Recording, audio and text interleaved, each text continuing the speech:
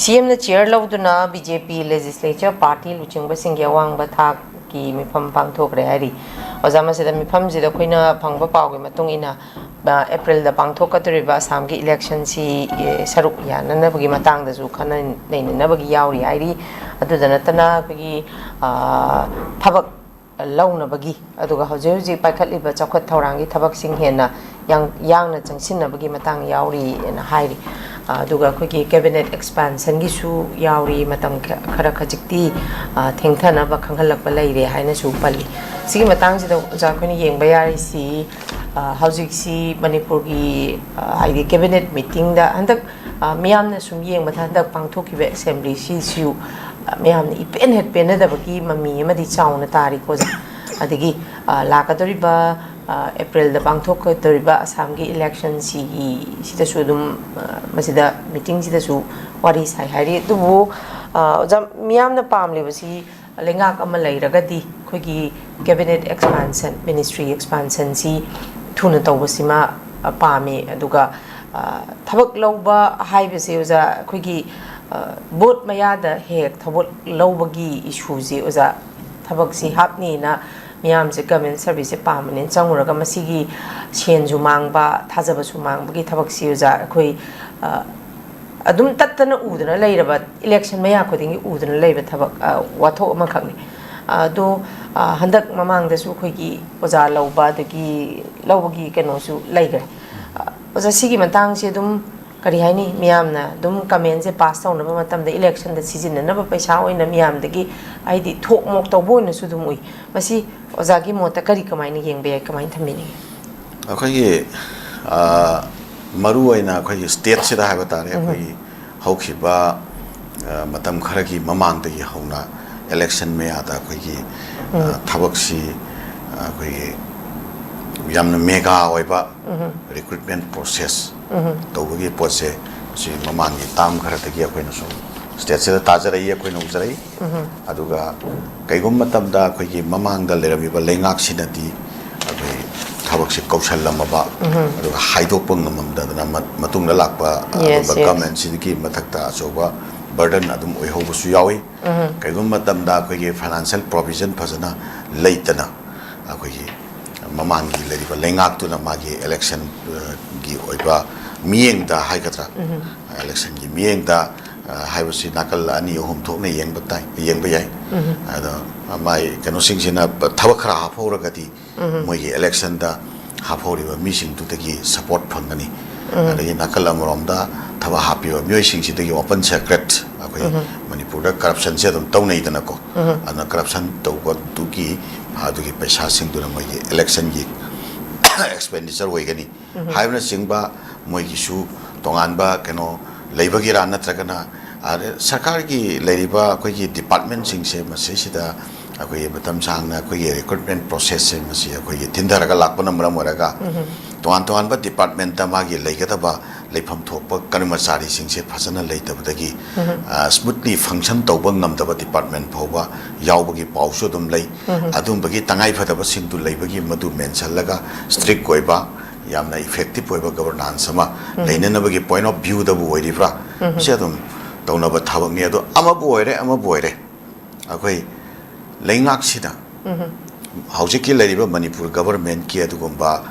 department khuding makse masigi awat ba karmachari sing chapchana mention laga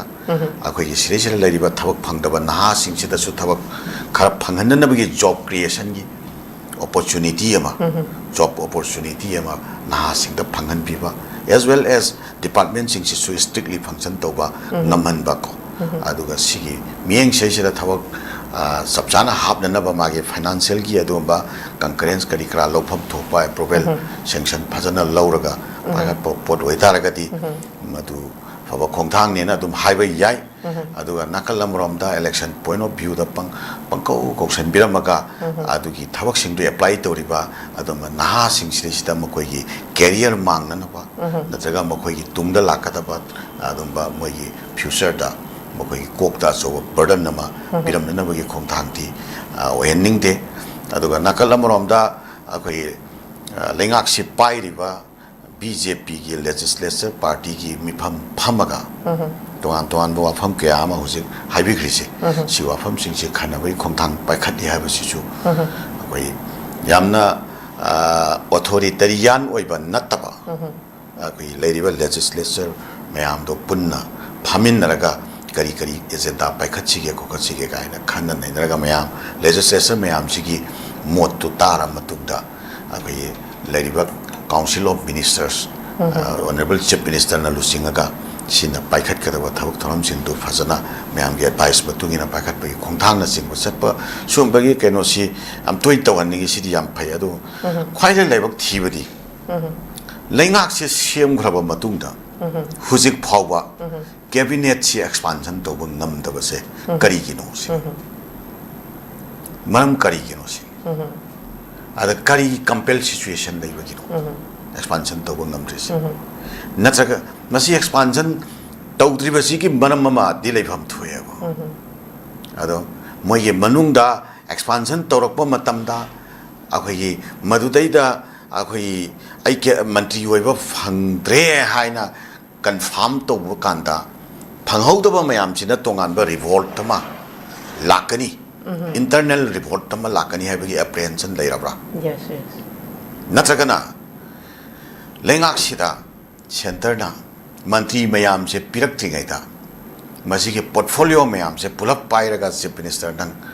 upper hand da thaba khara ta horo aidana arwan ba kaino ba center na housing lady chief minister sida pirapra natra karino amadi leireba masi akhoi state si leiriba miyam gi interest ati natia council of ministers si phajana matam amada akhoi kano to government si sembada PR da gi government sembada leader kanan oi ga da gi hai bagi matang da akhoi moi gi marak consensus oiba environment la purak ba ngam de na thongnar ba mayam do leader si center na khal kan da di adum leader si lai khi da moi masel gi marak da yanaram da ba mayam to su adum kano to ba ngam khi ba adu gi pot mayam do adum loisan ma ngam khi chalan ma ngam khi ba adu akhoi na khannaram ba sing du gi ona taina bida BJP housing so machi lengthe leader dia do mano ba lakhre like that council of minister to su center na thamge na khalagati lehan ge khalagati lengak sema matungda council of ministers magi lepham thokpa mayam se husi phau lehan da se si maram chate na khale ba masidi center na hen na akhoi kari haiba tare centralized to ba center na lengak si state sida leijaba taragasu maming tagi oina lehallaga hen na center na centralized over hen na khurji hen na chen paiba state sigi leriba miyam gi interest da phajana full swing da full facet da adumba masagi on policy sem chadna hoji election tawtri magi normal time election in normal time si yokring gi mamang kira magi paikhat chagada ba policy program se masi phajana full swing da paikhat chanana bi opportunity ama center sina pibi bagi mohta nation naraga hujik phawba mantri thambasi si maram chate mantri yamana akhoi department ama paibada ani paibada department ama dugi ani dugi lehoriba loopholes mayam se masi phajana yengsan bada makha ta ba future course of action mayam se siam bada financial sources mayam am janga da basing do kadai degi from where the funds kamaina required to acquire to gadori bino haibna singbagi matang da kok thada bada phawba enough way roi da ba madugi magi lehori ba matam se pulap ada thada bada phawba matik chara roi da ba pochida akhoi mantri singdre da hojik leiba mantri khara da portfolio khara piraga honorable chief minister da lemhori ba department mayam da pulap mana yengsallaga thamgani na haibse kaya miyam na department mayam si yengshan bagi matambu phangadori bano chief minister na ana masi yamna reasonable way da pot ni ana election di naksale hayang sita ngai re khar le koro kandap ki matam yosalakani ana masi se financial year ma pura chapchan nangada sunatre ana sigi manung se se tawhogada ba na de PR government le ro re akoi state sida keno le gre violence ki adu termin situation lai gre hauji chu akoi mangda changna thokna ba yadaba ki problem lai ri akoi ki state si miam kangpopi lan ba yadaba ki problem lai ri chachanpur sap yadaba problem lai ri kuki seli nau si imphal da lak ba yadaba problem lai ri illegal migrant sing gi issue lai ri hauji chu phong sari ba census lak ba gi wafam census si lakador ba census si illegal migrants sing se phasana detect tawtringa da tawsaluraga state sira problem lakani haiba miyam gi yau lairi aduga hauji ngarang han home kanona department of home affairs gi thokwa kai tare akoi order se masina henna akoi matam khare gi oina miyam gi hona thaina na bagi poni haibana singbagi madu permanent loiba solution gi patta thokpa order natti haibana singba argument lairi miyam gi consensus soiba miyam gi yaning da bagi pot lairi sigi miyam si state sigi lairi ba government sina phajana dissensus of opinion lairi ba demand tawriba miyam sigi concern si su phajana tabiraga effective oigadaba adumba policy program khara paikhattana state sida lariba koi ne ta ta ba phibam se sigi oba normal si ma chapchana program bagi commitment amasung challenges sing to madu effective oina madu address to na ba khongang paikhakkada ba cabinet se mapung marai fada ba akoi hamboi tu boy gi oiba that kind of state da sama da lengak si sum lehen ba hai se masi akoi hantai so koina center gi yaka matungina sum torko khongthang ngaktanina haujisu center na sesida cabinet expansion gi oiba kaino ma khurji ma moina thadorak ta bida sum paira thammi se masigi marun da kari leiba ge haiba pona ma ka ko state ji miam ne panic oire masi yamna oifam so thoi adu ge yamna seriously lopam thoi da ama boire akoi gi